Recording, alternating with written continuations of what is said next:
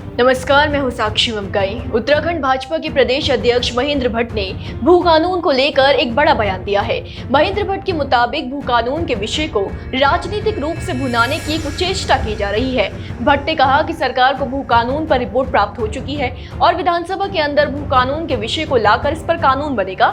जो चीज होने वाली है उसे राजनीतिक रूप से भुनाने की कुचेष्टा कुछ लोग कर रहे हैं। बताएं कि महेंद्र भट्ट के इस बयान ने उत्तराखंड में सियासी सरगर्मियां बढ़ा दी हैं। जहां कांग्रेस ने भाजपा अध्यक्ष के बयान को शर्मनाक बताया है, तो वहीं भट्ट के बयान ने कई सवाल भी खड़े कर दिए हैं। सवाल की आखिर जनता से जुड़े मुद्दे को राजनीति की ऐनक से देखना क्यों जरूरी है।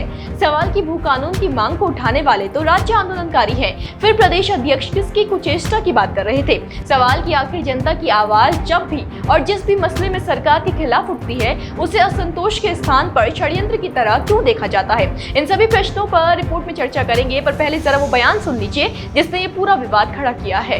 उसमें भू कानून का विषय भी है और भू कानून के विषय को लेकर सरकार पर रिपोर्ट प्राप्त हो चुकी है।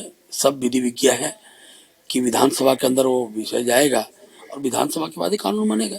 इसलिए पता है कि जो चीज होने वाला है उसको राजनीतिक रूप से बुनाने का कुछ चेष्टा विरोधी दलों द्वारा हो रही है और जनता इस बात को समझती है कि भारतीय जनता पार्टी जिस विषय को बोलती है उसको धरातल पर उतारती है और उसी हिसाब से हमारा आगामी दिनों के अंदर हम भू कानून के विषय पर आगे बढ़ेंगे। दरअसल उत्तराखंड में पिछले लंबे समय से हिमाचल की तर्ज पर सशक्त भू कानून की मांग उठाई जा रही है। राज्य के लोग सरकार से मांग कर रहे हैं कि प्रदेश की जमीन बाहरी लोगों से बचाने के लिए ऐसा कानून लाया जाए जो भू माफियाओं की मंशाओं पर अंकुश लगाने में कारगर हो।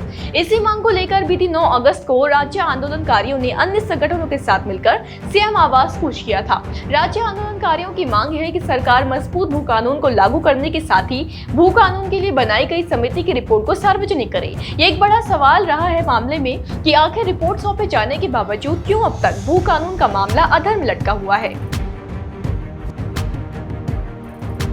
भू कानून की उठती मांग को देखते हुए मुख्यमंत्री पुष्कर सिंह धामी ने समिति का गठन किया था।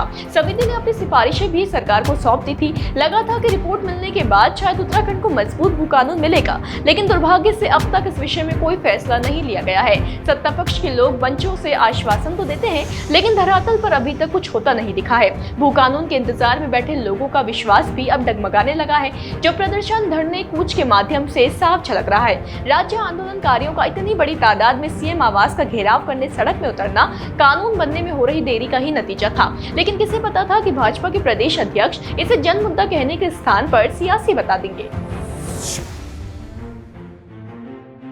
बात सिर्फ अकेले भू कानून की नहीं है। चाहे अंकिता भंडारी हत्याकांड हो, चाहे डोईवाला इंटीग्रेटेड टाउनशिप मामला हो, चाहे भर्ती अनियमितता का मुद्दा हो, जब भी सरकार जनता की अदालत में खड़ी होती है तो सरकार के मंत्री, विधायक या बाकी के कार्यकर्ता विपक्ष के साथ बहस में उलझ जाते हैं। ये जंग छिड़ जाती है कि कौन जिन मुद्दों पर सियासत करने की कुछ चेष्टा कर रहा है। जवाबदेही तो बड़ी दूर की बात है। जाने अनजाने इस तू मैमे के चक्कर में वो महिलाएं, वो युवा, वो किसान या वो आंदोलनकारी जो प्रदेश की मंशा से कोई मांग कर रहे हैं, उनके उद्देश्य भी सवालों में खदेड़ दिए जाते हैं और राजनीतिक दलों में आरोप प्रत्यारोप के सिलसिले शुरू हो जाते हैं, जैसा कि भू कानून के मामले में हुआ है। लेकिन इधर महेंद्र भट्ट ने भू कानून की मांग को राजनीतिक कुचेष्टा से जोड़ा और उधर कांग्रेस बुरी तरीके से बिफर गई। कल राज्य के आंदोलनकारी संगठन भू कानून और मूल निवास की मांग को लेकर के मुख्यमंत्री आवास का घेराव कर रहे थे। भू कानून की मांग आंदोलनकारी लंबे समय से कर रहे हैं, राज्य की जनता लंबे समय से कर रही है। मूल निवास की मांग भी राज्य की जनता की बहुत पुरानी है। लेकिन कल भारतीय जनता पार्टी के प्रदेश अध्यक्ष महेंद्र भट्ट जी ने बहुत ही बेतुका और शर्मनाक बयान दिया कि जो है कुछ संगठन जो है कुचेष्टा कर रहे हैं जनता को भरमाने की और राजनीतिक लाभ के लिए इस प्रकार का जो है धरना प्रदर्शन कर रहे हैं।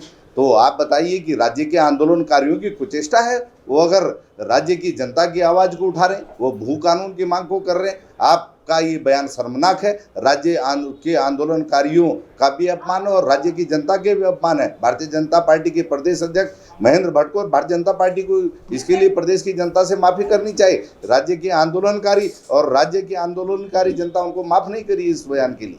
भट्ट जी जो कह रहे हैं साहब हम करेंगे, अरे तुम क्या करोगे? तुम तिवारी जी वाला बनाया हुआ जो कानून है जिसमें 500 वर्ग मीटर को बाद में खंडूरी जी ने 250 वर्ग मीटर कर दिया था, अगर उसी को वापस उस कानून को ले आओ तो मैं समझता हूँ उत्तराखंड के लोगों को आंदोलन करने की जरूरत ही नहीं है। लेकिन जिस प्रकार से बीजेपी की सरकार ने और बीजेपी की सरकार में भी त्रिवेंद्र रावत जी की सरकार ने और धामी सरकार ने इस राज्य के अंदर पूरी जमीनों को खुर्द-बुर्द करने का इंतजाम किया है।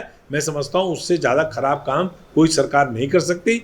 अब वो जो ढोंग कर रहे हैं कि साहब हम कैबिनेट में लाएंगे, सख्त भू कानून बनाएंगे, पहले ही जितनी ज़मीनें बिकनी थी बिक गई। लेकिन अब भी अगर इनकी अकल ठीक हो जाए तो मैं समझता हूँ राज्य की जनता की जो भावनाएं हैं उन भावनाओं को प्रदर्शित करते हुए ये कूच हुआ था, और उस कूच की जो भावना है उसका अगर सम्मान करना चाहते हैं तो बजाय अनर्गल टिप्पणी करने के राज्य की सरकार सीधे सीधे उस कानून को पुनर्जीवित कर दे जो तिवारी जी ने बनाया था। तो कांग्रेस ने मांग की है कि महेंद्र भट्ट राज्य आंदोलनकारियों का अपमान करने के लिए प्रदेश से माफी मांगे। विपक्ष ने भाजपा प्रदेश अध्यक्ष के बयान को शर्मनाक और बेतुका बताया है। वैसे सिर्फ शमशीर सिंह बिष्ट और सूर्यकांत धस्माना ही नहीं, कांग्रेस के प्रदेश अध्यक्ष करण महारा ने भी मामले में प्रतिक्रिया जाहिर करते हुए सरकार को आड़े हाथों लिया है। करण महारा ने महेंद्र भट्ट के बयान पर भाजपा को घेरते हुए सरकार को जुमलेबाज बताया है। जी हां, अपने फेसबुक पेज पर महेंद्र भट्ट का बयान साझा करते हुए करण महारा ने सरकार के खिलाफ तीखी टिप्पणी की है। महारा ने लिखा कि धामी सरकार से भू कानून की मांग कर रहे राज्य आंदोलनकारियों को भाजपा प्रदेश अध्यक्ष को चेष्टा से पीड़ित बता रही है। भाजपा सरकार का काम सिर्फ और सिर्फ जुमलेबाजी करना है। बताते चले कि जनता भी ये कहते हुए कि डबल इंजन सरकार ने उत्तराखंड की धरती को सिर्फ सियासत का मैदान समझ लिया है, महेंद्र भट्ट के बयान को निंदनीय बताया है। एक तरीके से महेंद्र भट्ट ने अपने बयान के चलते पूरे दल को ही निशाने पर लाकर खड़ा कर दिया है। देखना यह है कि अब तक भू कानून लागू न करने के कारण पहले से गिरी हुई सरकार इस नई मुसीबत को कैसे सुलझाती है। आश्वासन अब काम आएंगे नहीं तो फिर कौन सा फॉर्मूला निकाला जाएगा आरोपों से बच निकलने के लिए। होगा जो भी आप लेकर आएंगे। बने रहें देवभूमि इनसाइडर के साथ। आज ही डाउनलोड करें देवभूमि इनसाइडर ऐप।